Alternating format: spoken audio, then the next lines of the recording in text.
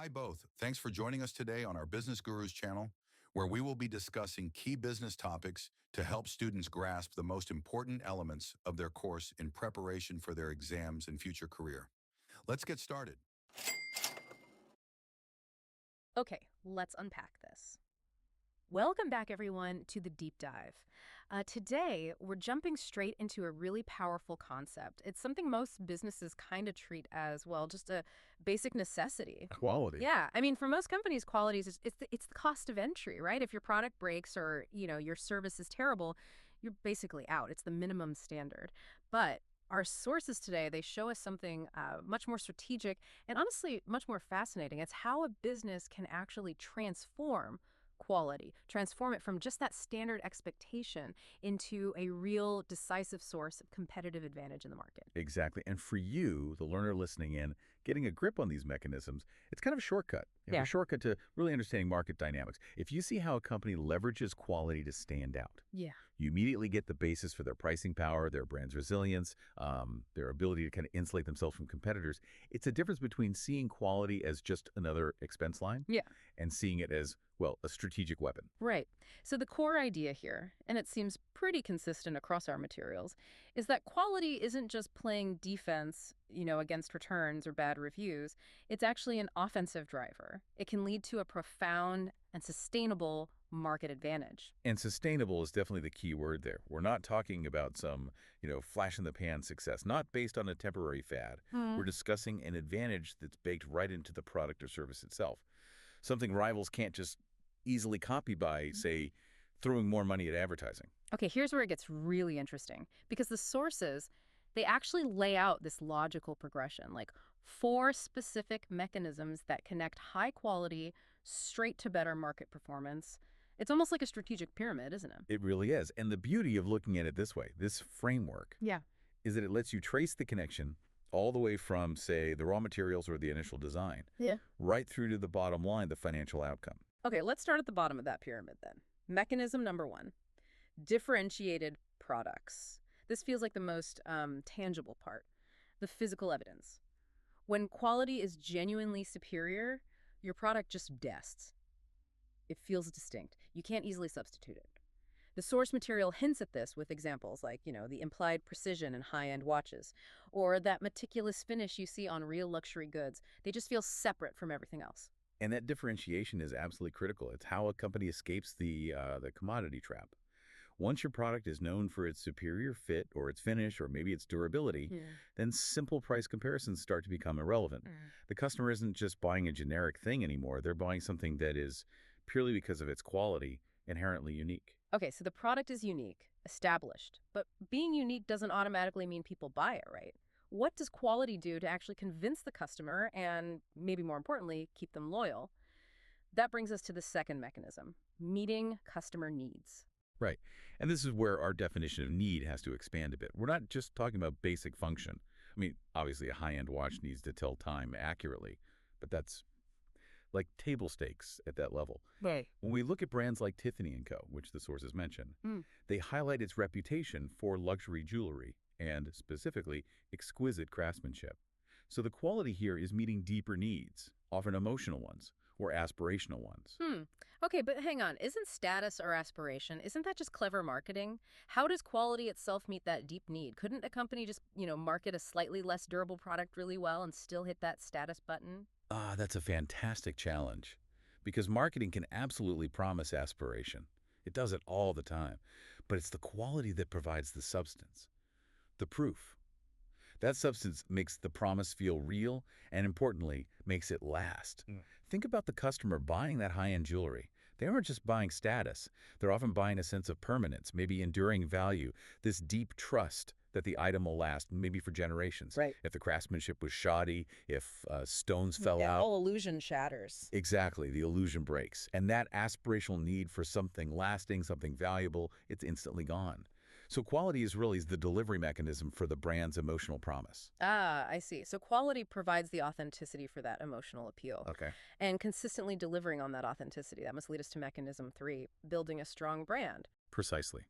Quality acts as the bedrock, the foundation for a company's reputation. You simply cannot fake consistent high standards over decades. It's impossible. Our source materials, they really emphasize Tiffany & Co.'s reputation again, built specifically on their attention to detail and those high standards in making fine jewelry.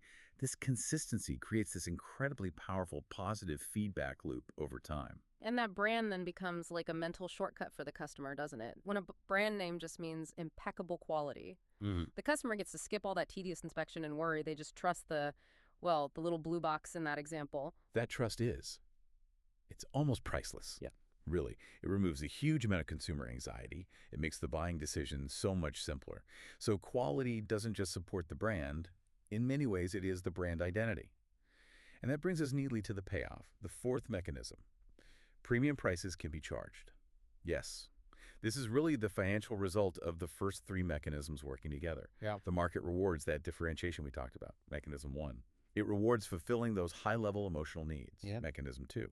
And it rewards that rock-solid brand reputation built on trust, mechanism 3. And those rewards, they come in the form of pricing power. It just seems like the logical endpoint, really, when you're genuinely unique and people completely trust you. You're just not competing solely on price anymore, are you? You can actually command margins that are significantly higher than everybody else. And we can even start to quantify that premium. Yeah. Analysts often look at two things here. One is willingness to pay, or WTP, and the other is lifetime customer value, LCV, because that high quality guarantees a superior experience, often over a long time. The customer's WTP just goes up, sometimes way up. And furthermore, that deep trust and satisfaction that comes from consistent quality, it dramatically increases their LCV.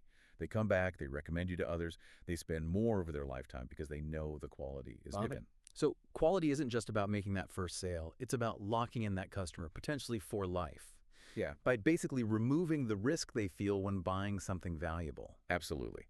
This whole four-step process, it really demonstrates that quality isn't an expense item you try to minimize. It's actually an investment in generating long-term superior profit. Okay, but let's step back from the high-end jewelry store or the luxury watchmaker for a second. Achieving this kind of consistent, almost perfect quality that doesn't just happen by magic. We need to pivot now from the why, the strategic advantage, to the how, the actual operational systems you need to maintain these incredibly high standards. That's vital. Hmm. Because operational failure, messing up the quality management, that's what sinks a lot of businesses that try to compete on quality. And our sources point out that before we even get into the systems like QC and QA, we need to understand the financial pain of not getting it right, what the materials call the cost of poor quality, or COPQ. COPQ, that sounds ominous, but important. It quantifies the downside of bad quality, right? What kinds of things fall under that umbrella? Yeah, COPQ covers a whole range. It includes the obvious internal costs, things like scrapping materials, the time spent reworking faulty products, handling warranty claims. Those are the internal failure costs. But then there are the external costs, which are often much, much more damaging. Things like losing market share because your reputation tanks. Right.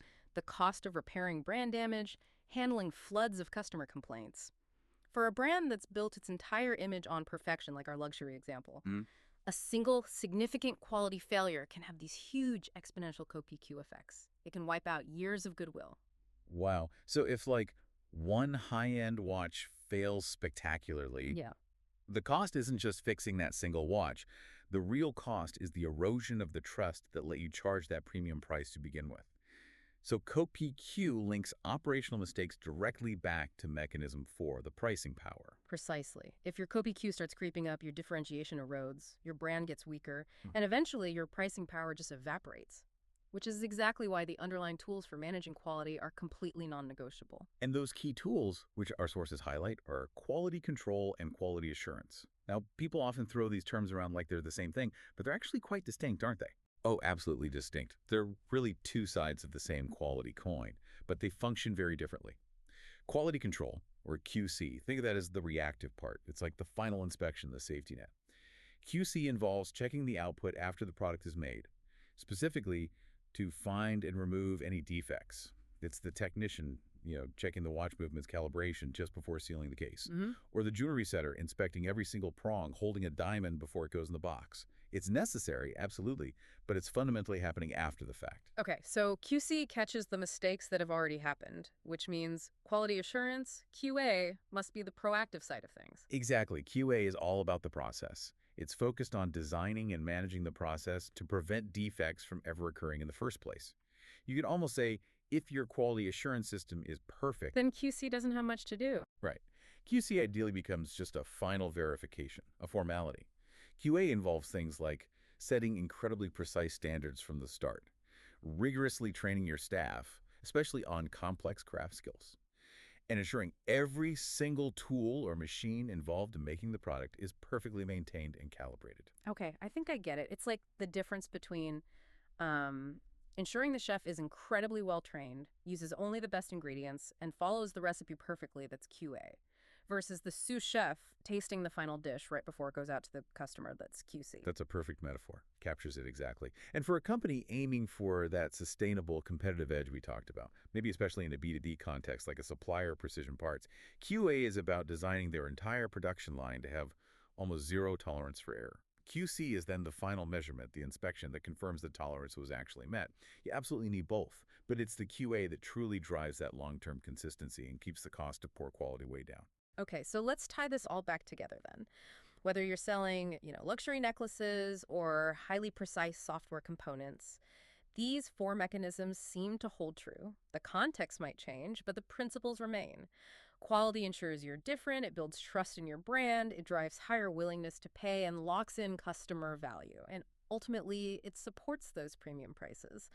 So, what does this all mean for someone listening? Well, I think it means you really can't afford to look at quality as just an operational detail or, worse, just a minimum standard you have to meet. It absolutely has to be a core part of your business strategy, something you actively manage through really rigorous QA processes, specifically designed to lower your co-PQ. Doing that lets you build genuine differentiation and real brand strength. Ultimately, quality is what transforms a standard product or service into a premium market offering. Yeah, the big insight here seems to be that every dollar, every hour you invest in truly high-level quality assurance isn't really a cost in the traditional sense. It's an investment that should pay you back probably multiple times over through market leverage and insulating you from those brutal price wars. Absolutely. And maybe this leads to a final thought, something for you, the listener, to mull over. Yeah. We've seen how vital quality is for high-end luxury goods, right? How it allows them to charge massive premiums, generate huge LCV. So the question becomes, what's the minimum level of quality needed for just a basic everyday business? Maybe one that isn't selling luxury at all, perhaps a local service provider or a small manufacturer. What quality level do they need just to survive in today's market, let alone build even a small competitive advantage?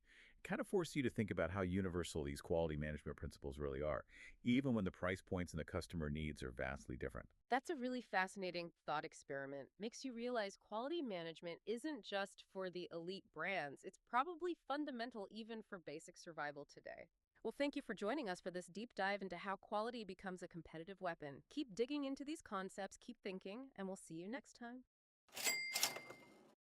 Thanks to both of you for joining us today. You've been listening to the Business Gurus. Let's now hand it over to you. What further questions do you have based on what we've discussed so far? Leave a comment and we'll get back to you right away. If you haven't already, hit that follow for more business tips.